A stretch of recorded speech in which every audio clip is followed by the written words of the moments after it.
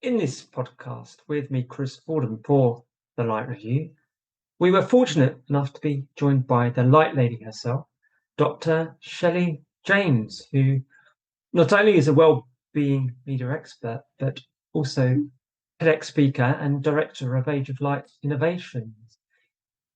As a relative newcomer to the industry, she has some really interesting observations, and we whacked on the TED Talk to the end, so beware before you watch it, because you'll probably never use your phone in bed again before you sleep. Thanks so much for tuning in, and don't forget to hit that share and like.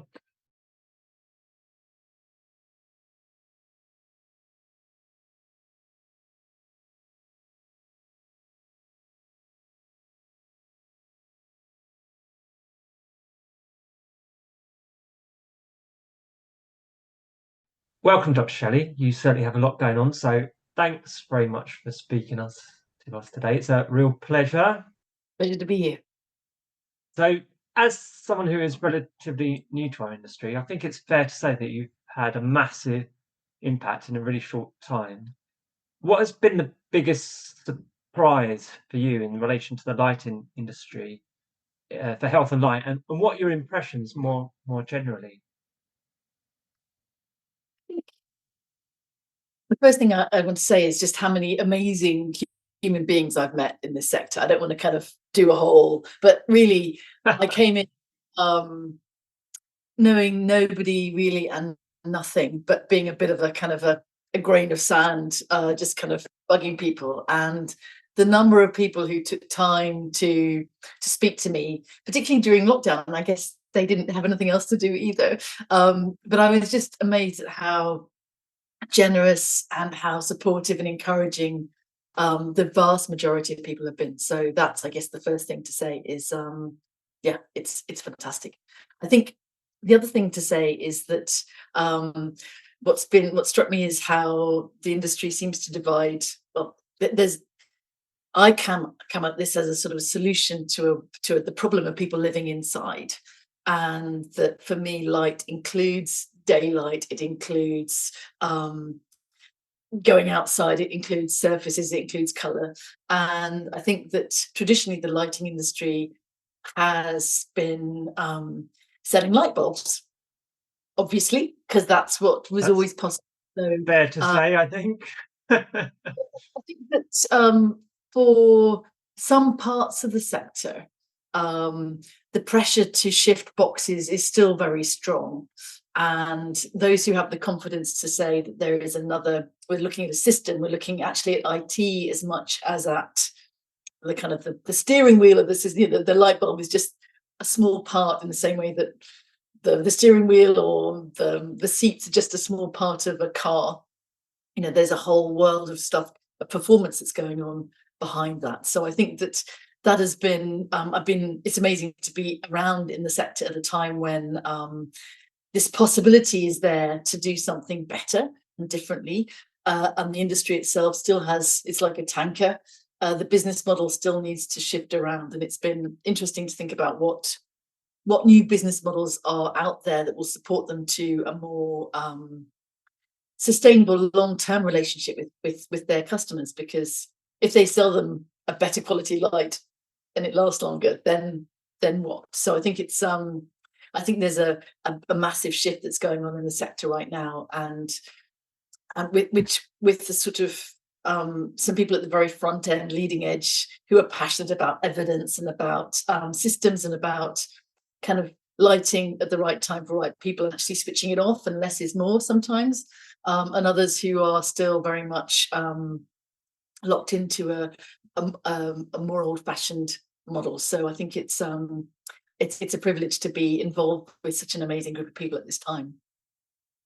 I'm sure everyone will be really happy to hear that. And I often get feedback that we're quite a friendly industry, but having not worked in other industries, it's hard to say whether or not we are friendly. We could just be, you know, patting ourselves on the back for something we're not. But so would you say the biggest surprise for you, I suppose, is perhaps the way that there are some monoliths of companies out there that are still looking at the old way of working, maybe? Or I don't want to paraphrase for you, but there is that, which is to do with the kind of what they think they're selling. And I think there is something else which surprised me when I came into the industry, which is that the lighting manufacturers are often a very, very long way away from the people who buy the lights and the people who actually use the lights. So the kind of fragmentation of the value chain I hadn't realized how far away a lot of them are. And so that's, I mean, I'm a trained electrician, so I know a little bit about what that world is like, and going to a trade counter and just how far away, what a long way this, what a long tail there is, and how far the manufacturers have to work to get to make a change in the way people buy lights. So I think that's something else to say. Yeah, as a culture, it's very friendly, very constructive, with its own sort of sensitivity. You come across one sort of patch or fiefdom and another one, they won't speak to each other, and you go, okay, so it's kind of, there's a few balls out there, aren't there, or mad balls, whatever way you want to look at it. Well, of course there are, and big personalities and people who have built a career and a reputation on one kind of approach and others. And I think it's also interesting that there is a generation of new manufacturers, because in the past, to make a light bulb was a whole thing. I also know a lot about making glass, and to kind of get one of those things to work it's a whole thing. You needed a big factory, but now really anybody in a reasonably well ventilated garage can put together stuff. So there's no that these young manufacturers are coming in from the sides, and also unbranded manufacturers with very little provenance, very little kind of investment in innovation. And I think that some of those big players are finding themselves a little bit kind of with bits of their market being chipped off them at the commodity end and at the high end, and wondering how to find the space in there. That's a very in-depth answer, actually, and it's true. You nailed it for something, because there's some larger companies who are still stuck in the old way of doing things, and it's like a commodity for them. They could have been selling fridges the week before, so the understanding isn't there. I think certainly when it comes to health lighting and lighting for the approach for health, because it's not really you can't say that lighting's a one-stop solution, can you? It's a number of factors, but that doesn't help if you're trying to sell a product that you've developed for circadian lighting, for example, or that lovely expression, human-centric lighting, which to wash my mouth out after saying, because it doesn't mean anything. It's so annoying. But yeah, there's that approach seems to be slightly missing the large companies. But like you said, the smaller companies are more nimble, aren't they? They're a little bit more able to adjust, perhaps. And what you bring to the table is your knowledge of a soft approach as well, wrapped up in design, which is pretty awesome. It's what we all need. We need a good slap. I mean, I think one of the things that I've been bringing is just breaking out of the lighting bubble, because we're always very good at talking to ourselves, and people end up in the marginal gains of a blue pump or whatever. But actually, when you bring in an end user, and that's where curating conversations with residential care providers or with schools or with kind of people who actually use this stuff on the ground, and introducing, kind of building that bridge, and then bringing scientists in, because the scientists I speak to are frustrated because they're seeing results, and they're seeing small bits of those results being translated into a product promise, which is problematic, because the end user sort of sees this, it's healthy stamped on it, but it's like adding, hidden sugars to food. It's yes, there are ways in which sugars or caffeine, you can microdose stuff, but overall you can't replace you can't replace an apple. It's problematic, but unfortunately it was so predictable, wasn't it? Because you had to say, everyone wants an easy solution to everything. They want to say, give me something healthy and stamp it healthy, and then I'll take that thing that's healthy. And lighting's not like that. It's so much more nuanced, and it's not a one size fits all. So I think probably the work you've done has been outstanding for that, because it helps people to understand the bigger picture. I was going to ask you, actually, how would you best advise those seeking to create spaces that deliver healthy but beautiful, sustainable lighting? I mean, is the well standard the go-to, or is there a lot more that you need to take into account for that on every case? Well, I think in the well, what I love about the well thing, and it has its flaws, well for the wealthy, all of that. And um, it's what it does is to say that one bit of the jigsaw puzzle doesn't work on its own. So, and it also makes daylight important.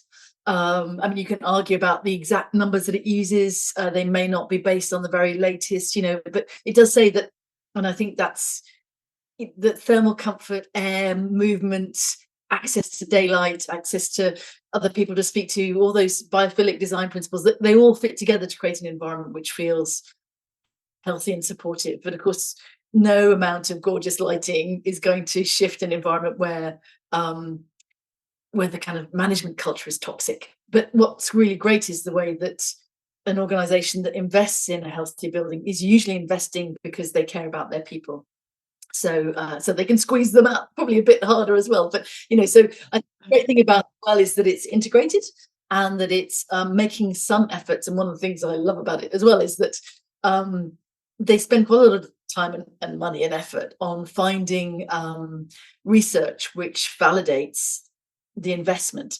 So it means that people who want to, from the lighting industry, and I would encourage anybody to have a look at what they're doing, the recent report, which allows you to kind of put some numbers on the value of investing in a better, healthier space. So when somebody's kind of whinging about the fact that that light fitting is double or 5 times more, when you set that in context of the overall building cost, the lifetime cost, and the people cost, you find yourself in a very different equation. So I think the well does a great job of kind of making the business case for investing in healthy environments. So that's the first thing. I mean, I think the other thing is that all the organizations that I've worked with and who have invested in better quality lighting, it begins with an individual who has taken ownership of that space. And so I'm working with a housing association right now, and there's a kind of building manager who cares about this stuff. So she's choosing the prints, and she's choosing the sofas, and yes, it's social housing, but there's somebody who cares, and we all know that that's what makes a difference. And so there's that kind of personal commitment, and then the basic principle of going outside or sitting by a window as much as you can during the day, and then switching off at night and creating a culture where it's okay not to keep on responding to stuff all night is part of what. Yeah, it's not rocket science. None of it's rocket science, really. I suppose you just have to be open, right? Open and take a holistic view, I imagine. And go back to basics. I mean, what is this building for? And that's where I think, human-centered lighting, I agree, it's a kind of stupid tautology, but at the same time, it does what it says on the tin. It's lighting for humans. Buildings don't need lighting. So there is a way in which, yes, it's become a trope or a kind of a thing for blue pump or blue depleted or whatever. It's sort of the micro dosing of the wavelengths. But we all know, all the science shows that the main button to push is how bright it is and what time of day it is. And then you can fine tune with the other stuff. I think after the pandemic, no one went out during the pandemic and bought themselves a 600 by 600 downlight, did they? They thought, I can't work without that. My life is not complete unless I have a recessed downlight above my desk. You didn't, did you? No, you didn't. But that's the funny thing. So in a way, we're really comfortable. Everyone that works from home, they sort of want a little bit of both, don't they? Best of both worlds. So in a way, everyone opens the windows, the light comes streaming in, and everything you're saying is proved to be true. So that environment that we're living in at the moment, it's like a halfway house, is definitely better for our health. I mean, I don't know if there's any studies on that, but I don't suppose, is there? There are. But I think, you're sensitive to light. I know you are, sort of because of who you are and how you experience the world. But I'm always amazed at how often I go into a friend's house or a residential care home or a hotel, and there are thick coverings on the window. The windows are dirty. There are thick curtains which aren't properly open. The sofa and the spaces to sit a long way away from the window. So, and they turn the lights on and they're mismatched or they're flickering. So I think that people are, yes, when you point out what and like what the light is doing for them and what it could be doing for them, very quickly people adjust where they sit, they adjust all those things. But most people didn't. I was certainly brought up not to touch the lights. So don't play with the lights. I'm sure because in the old days, and a light bulb, it went on and off, it would burn out more quickly. But now I think I've got lights around me that I can adjust, and I enjoy doing that. I know what I need to do, and when I share those ways of kind of adjusting your space with people who want to improve memory or sleep or whatever, if they begin to do that in the same way as drinking more water or less coffee or whatever, you make some small changes and you go, oh, I've got a choice here. And then, so I think, yes, there is some lovely work about how people, there are different types of spaces. Gensler's done some lovely work on types of work modes. But there is the kind of focused, calm, quiet work where being able to adjust your environment to be perfect for you, like sitting in your car seat and it being perfect for you, is really important. But there are also ways that we miss the kind of incidental interactions that you get from going into an office, just going on the way to the office. You say hello to people when you get there, the different things that you can do in that space that you couldn't do at home. And I think the other thing to remember is that you and I, and perhaps people listening to this, have the luxury of a peaceful, quiet space for themselves. But through lockdown, Leeson did some lovely research with office workers and found that some people working from bathrooms, from hallways, from cupboards under stairs, spare bedrooms. Many of my students, they have to kind of book out time on the dining room table when I was giving them tutorials. It's we have the luxury of space, some of us, but not everybody does. Not everybody also lives in a peaceful, in a happy domestic situation. So for some people, actually, an excuse or a way to get outside is a really important piece of kind of mental health equipment. So I think we need to be aware of some of those things too. No, I get that. It's certainly we missed people, didn't we, during that period? And I do, even if I work from home, I sometimes just go down the cafe or something just to be able to interact with other people. It sounds sad, doesn't it? But you just think, I just want to hear the voice of someone else or get away from the cat. But it's a basic human thing. I mean, people that's why they use solitary confinement as a desperate punishment, because just seeing somebody else, and the other thing is, as you go outside, you breathe differently, or you give your eyeballs some exercise and some flex. There are lots of ways in which you get some vitamin D from your skin. Lots of other things that you get from being in natural light and being in interaction with other people, that are vital for your serotonin, dopamine, all those other sorts of neural networks that we need to fire. So that's and particularly for young people. If they can balance the time they spend in kind of virtual relationships with kind of a sense of being connected with the real world, then it kind of helps to, in my experience, helps to ground them too. That seems to be you think that would be taken as a given, wouldn't you? You'd hope that it would be taken as a given, but I expect for some people it's not. I know you mentioned external light there, as in the sun, but I don't know if you have a view on this. I'm not sure. I don't think I've asked or anyone's asked you this before, but I'm quite torn when it comes to external lighting. Have you ever done studies on the human condition and light, with its effects on flora and fauna and external lighting, and what are your personal views on this as an extension of your current work? Have you ever had a look at that? I have, and actually increasingly so. I'm currently working with an Italian manufacturer on some thinking about what healthy outdoor lighting should look and feel like, particularly in an environment where the outdoors is so beautiful, like in the Mediterranean, so beautiful.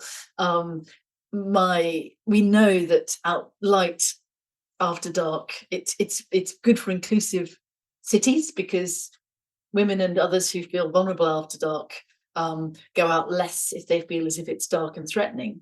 But work with people like Steve Fotios shows that it's not the light level isn't what counts, it's the distribution of the light, and it's the quality of the light that counts, and actually the ability to see. Of all the things you need to be able to see, you need to be able to see somebody's face. So it's cylindrical luminance more than brightness. that seems to really count. Even somebody's hands doesn't seem to matter. It's actually being able to see their face.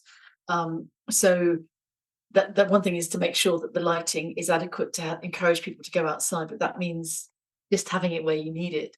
And the other thing about light after dark is that when we look at where people live in urban environments, people with certainly teens are even more sensitive than us older people, but there is an increased prevalence or risk of depression, obesity, even self-harm in environments where there is excessive light after dark through windows that aren't properly covered.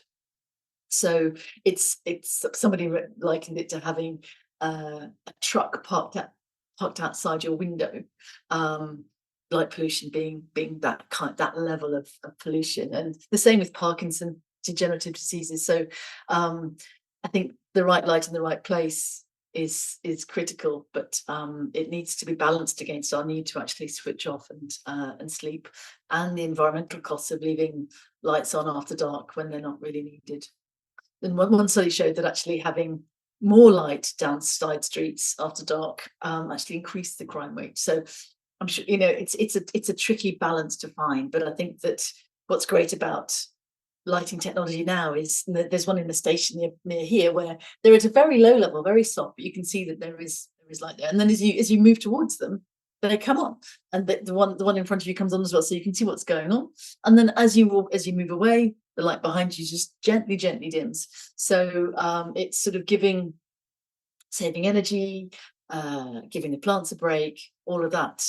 So there's no reason for us not to be implementing some of those very sophisticated technologies outside as much as we do inside.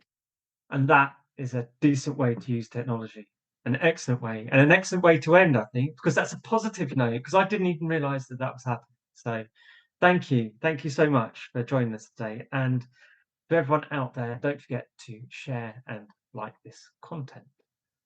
Ta-ra.